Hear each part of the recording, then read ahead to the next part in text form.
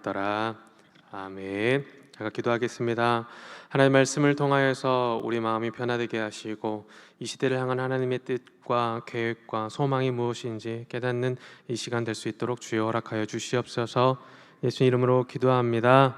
아멘. 할렐루야. 우리 옆 지체들과 인사 나누길 원합니다. 황무지에 예수꽃이 핍니다. 우리 다시 한 번만요. 황무지에 예수꽃이 핍니다. 네, 오늘 룻기 말씀 지금 읽었는데요. 오늘은 룻기에 대해서 이야기하기보다는 이 룻기가 지금 룻기 앞에 사사기가 있고 룻기 뒤에 사무엘서가 있지 않습니까? 왜 사사기와 사무엘서 사이에 룻기가 있게 되었는가? 무슨 이유인가? 왜 그게 안에 끼어지게 되었는가에 대해서 이야기 나누고 또 하나님의 계획과 은혜를 나누도록 하겠습니다. 네, 죄송한데 모니터 조금만 더 키워주시겠습니까? 우선 룻은 모압 출신입니다. 모압 어디서 많이 들어보셨어요? 네, 아브라함의 조카 롯 아시죠? 롯의 그 후손 중에 모압 자손들이 있습니다. 모압은 또 이스라엘을 굉장한 위기에 빠뜨렸었거든요. 모압은 이스라엘을 음란을 믿기로 해서 여성들을 믿기로 해가지고 이스라엘을 그 우상을 섬기게 하고 그리고 음란하게 만드는 그런 위험에 빠뜨렸던 그 음란의 민족, 그들이 무슨 민족이에요? 모압 민족. 그러면 룻은 이 롯은 어디 출신이죠? 모압 출신입니다. 근데 왜 이 모압 출신의 룻이라는 이 여인 무슨 얘기하려고 지금 룻기를 여기에 끼워 넣게 되었을까? 우리 한번 말씀 룻기 마지막 장 한번 가보겠습니다. 4장입니다. 룻기 4장 18절에서 22절 말씀인데요. 사람 이름들이 되게 많이 등장합니다. 족보이죠. 한 목소리로 읽어보겠습니다. 시작. 베레스의 계보는 이러하니라. 베레스는 헤스론을 낳고 헤스론은 람을 낳았고 람은 암미나답을 낳았고 암미나답은 나손을 낳았고 나손은 살몬을 낳았고 살몬은 보아스를 낳았고 보아스는 오벳을 낳았고 오벳은 이새를 낳았고 이새는 아멘. 그리고 그 뒤에 보면은 룻기가 끝났습니다. 지금 룻기의 마지막이 뭘로 끝납니까? 족보로 끝나는 건데 그 족보의 마지막은 다윗입니다. 그래서 이 룻기에 대한 그 스토리들은 무엇을 얘기하려고 하냐면 그 다음에 다윗이 있을 것이다. 다윗의 시대를 이야기하려고 지금 룻기를 이야기하는 것입니다. 이게 첫 번째입니다. 이게 뭐냐면 족보용법이라 해서 성경 보시면 족보들이 간간히 등장하는데 이 족보를 기술하는 이 목적은 그 마지막에 그 다음 스토리를 이어가려고 하는 것입니다. 우리 많이 보던 마태복음 1장 신약 처음 읽어보려면 처음부터 족보가 나와서 저희들이 말씀을 시작하지 못하는 경우가 있었는데 마태복음 1장의 족보는 누구로 끝납니까? 누구의 시대라? 예수 그리스도께서 예수님으로 끝납니다. 그 후에 누구의 이야기가 계속 펼쳐지나요? 예수님 이야기가 펼쳐집니다.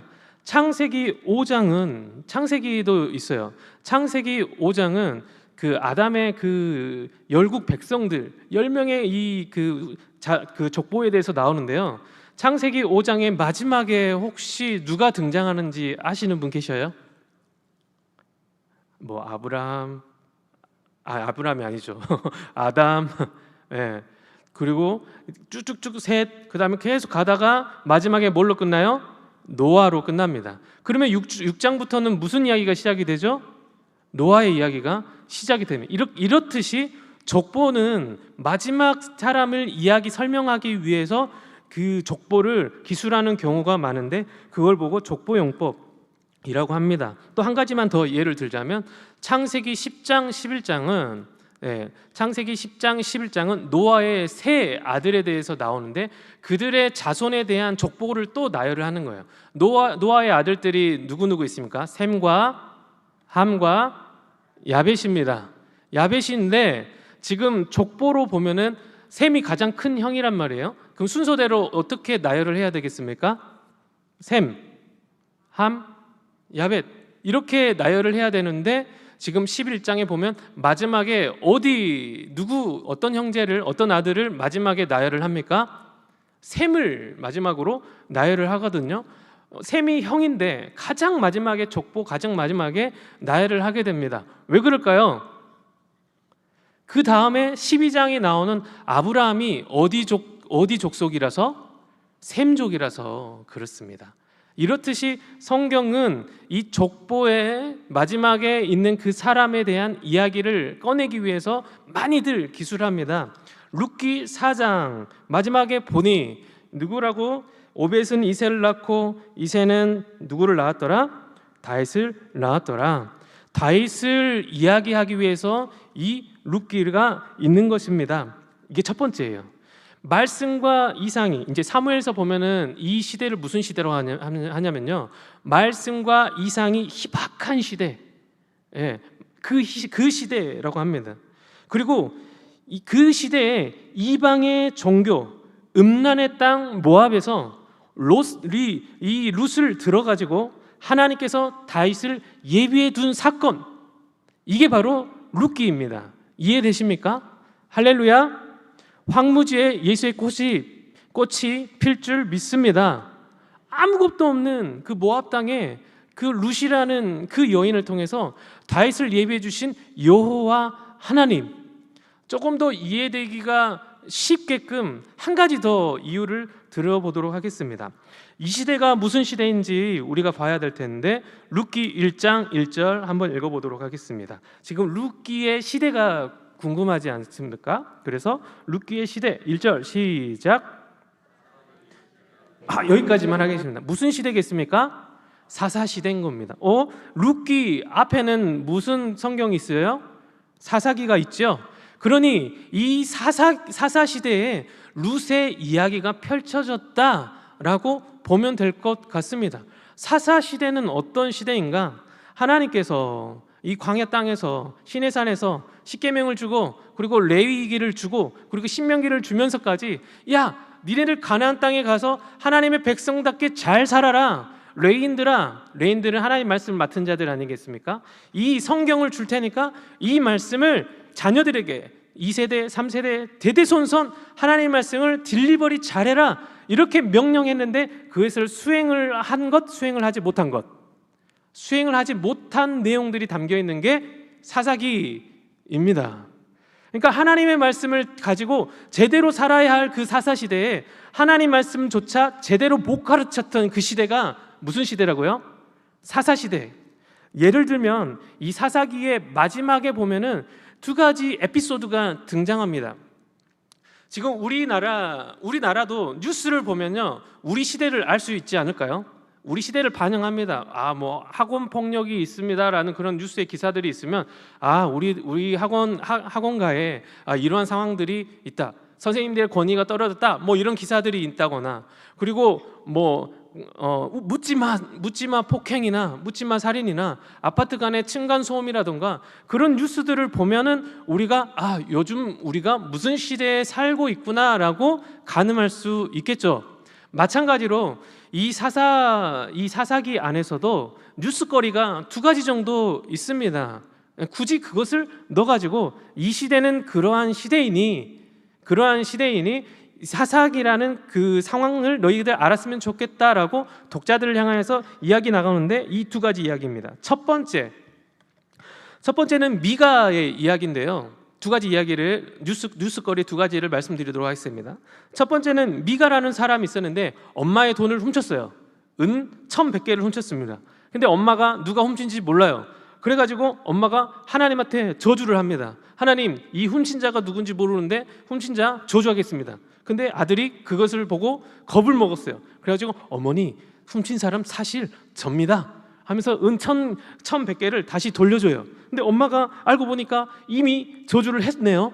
근데 저주를 했는데 누구를 저주한 게 된 거예요? 누구예요? 아들을 저주한 게 된 거예요.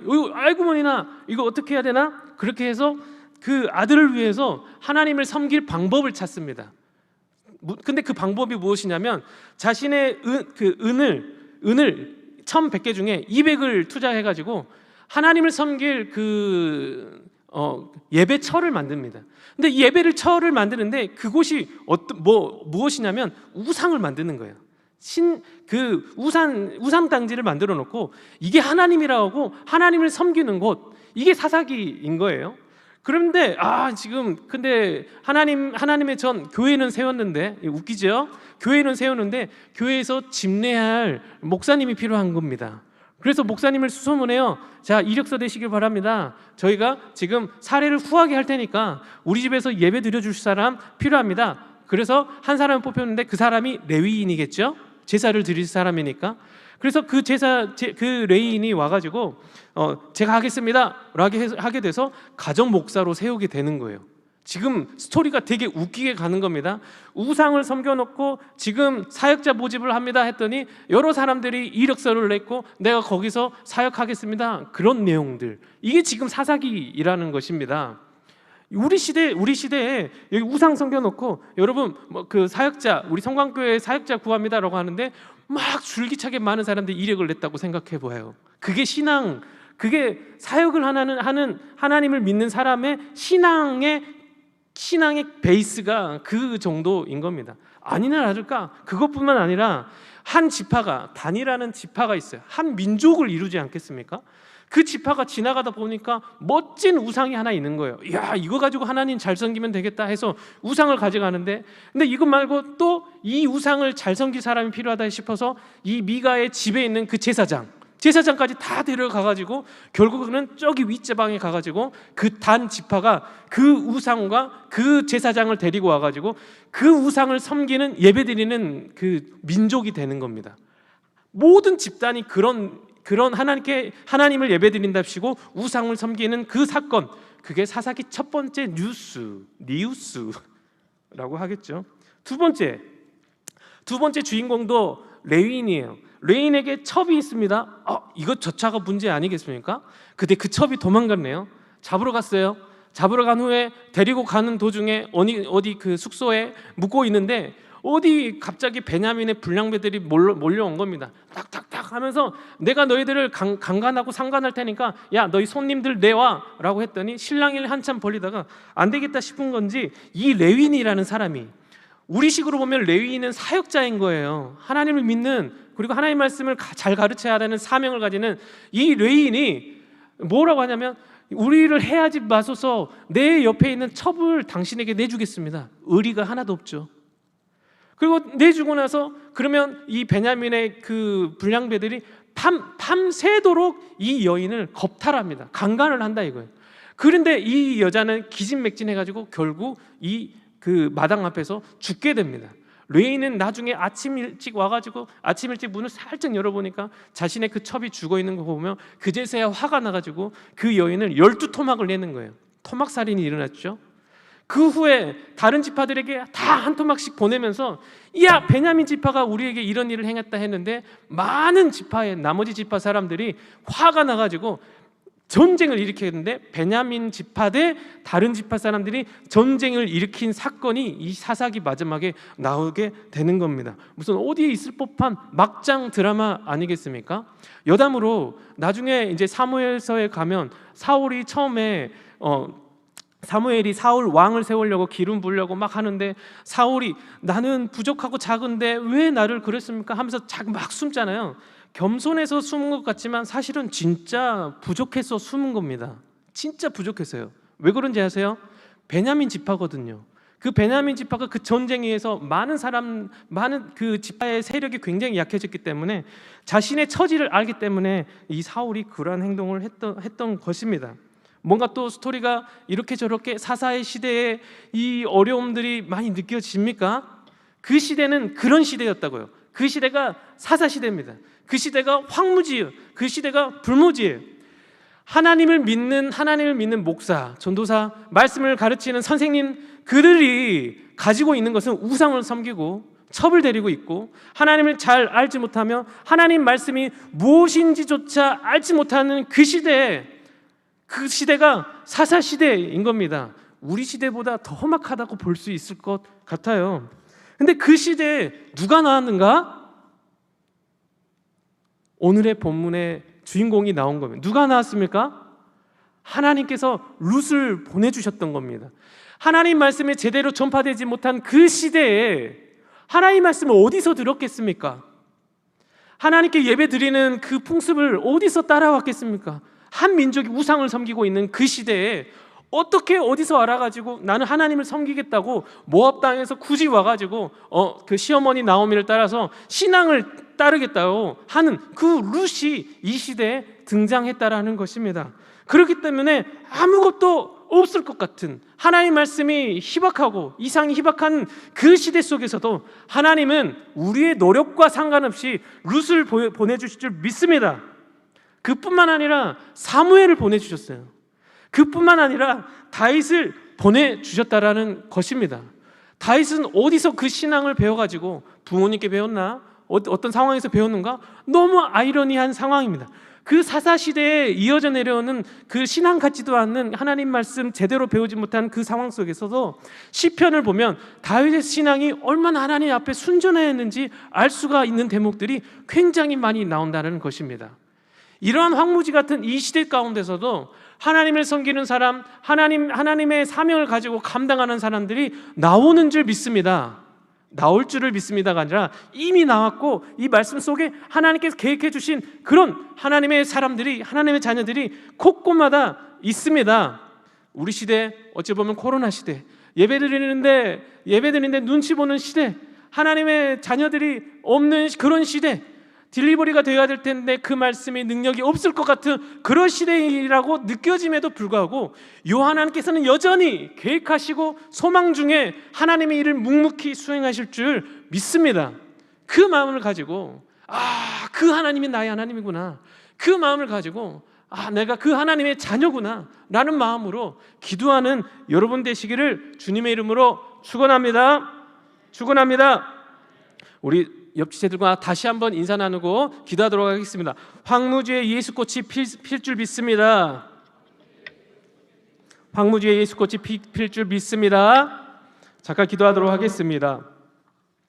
살아계신 하나님, 우리의 어려운 환경 가운데 말씀의 홍수 시대에 능력 있는 말씀이 희박하다고 느껴지는 그 시대 가운데서도 하나님께서 능력을 베푸시고 예배된 하나님의 백성들, 자녀들, 리더들을 불러주시는 것을 우리가 보아 알았습니다. 그 믿음을 가지고 이 시대를 살아가면서 하나님께 헌신된 마음을 가지고 살아가게 하시고 오늘 기도할 때 그 능력을 갖고 그 마음을 가지고 하나님께 예배드리며 기도할 수 있도록 허락하여 주시옵소서. 예수님 이름으로 기도합니다.